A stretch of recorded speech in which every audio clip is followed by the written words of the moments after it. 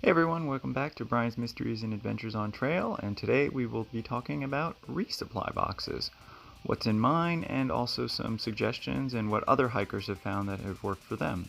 Now, one thing is you always want to use priority mail, label your boxes with your name, stickers, anything that you can do to make it stand out. And make sure you write your name on each side of the box, especially places like Kennedy Meadows. They require this. If you don't, your box can get lost. You'd be amazed how big these storage rooms are and how many boxes they have to look through. So anything that you can do to help them find your box easier, trust me, this is a good thing. And when you're packing your food, make sure you pack lots of variety. There's lots of hungry bears out there.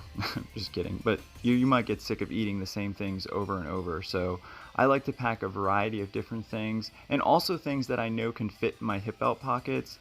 That way I can, get stuff in there, easy access, and save the big fancy meals for places where you can have campfires. At least that's what I did.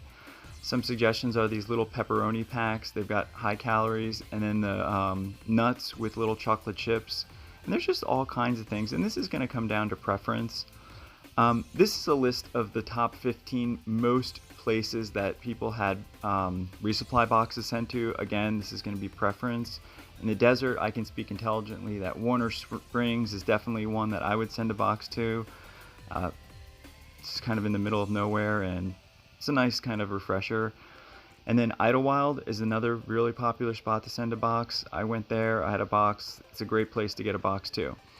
I stopped in Big Bear Lake. It's another great place to get a box. Great town, but expensive in areas. And then Wrightwood is also another place I would suggest sending a box, and due to the PCT survey, this is also a good suggestion.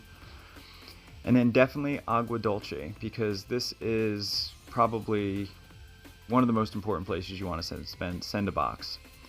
And then moving on, there's Tehachapi and Mojave, but I would recommend Tehachapi, just a bigger town, more options, and lots of hotels, and lots of different variety from gear shops and places like that where you can stock up on your mashed potatoes.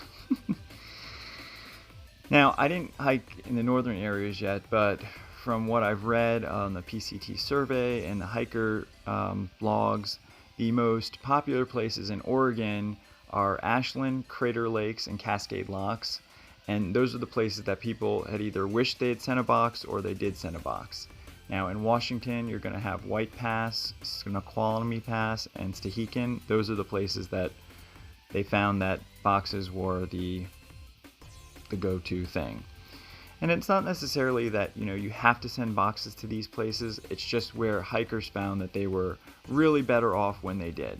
So again, these are just my thoughts and ideas and what other hikers have thought. Now, as far as quantity, I'm planning on sending 2 resupply boxes and then my 1 bounce box. But again, I'm not starting at Campo because I already did a bunch of those miles. So from what I've read, the average amount of resupply boxes sent on trail is between 4 and 5. On the higher end of the scale, people sent 8. Now last year I sent almost 9. So that's going to depend on you and what you think. Definitely do some research. Yogi's Guide has some good information, and then my best information would be Halfway Anywhere. I always get that wrong. Halfway Anywhere PCT Guide. It's a website. This guy's done a ton of research. He does the survey every year. It's a great source for awesome information on resupply, gear, whatever you need. So I'd check that out. Some other suggestions would be I would definitely recommend taking whatever food is possible out of its packaging and putting it into Ziploc bags. If you are planning on putting any boiling water into Ziploc bags, make sure you get the freezer bags, otherwise you're going to have a disaster on your hands. And other than that, as far as choices, that's going to come down to you and personal preference. But again, hopefully some of this information has helped, and as always, thanks for watching, and I hope to see you again next time. Have a great day.